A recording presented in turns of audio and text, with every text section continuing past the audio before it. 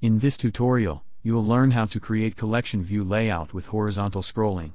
First, we will create a new cell view and layout, then replace the first section's view and layout using the newly added one.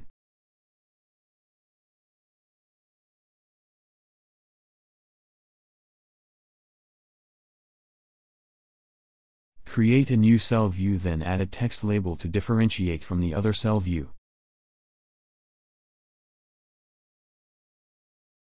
Set up the constraints and update the text size and color.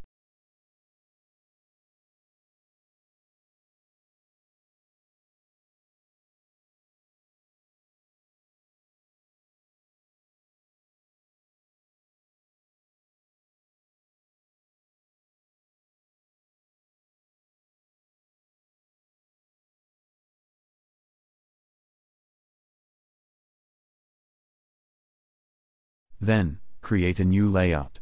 We will configure this layout to enable continuous horizontal scrolling.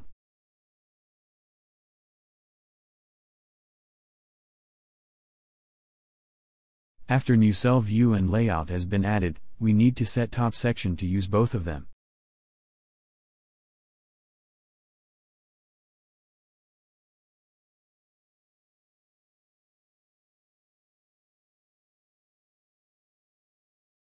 Now, at View List select Layout to change scroll type attribute to continuous. Now the layout can be scrolled horizontally. Scroll type attribute define the behavior of the scrolling type. For example, group paging behavior stops scrolling at each initial group. However, note that some behavior only works correctly only if you use trackpad for scrolling. We'll update the layout some more. Select Layout 2 and set group spacing to add some spacing between root group.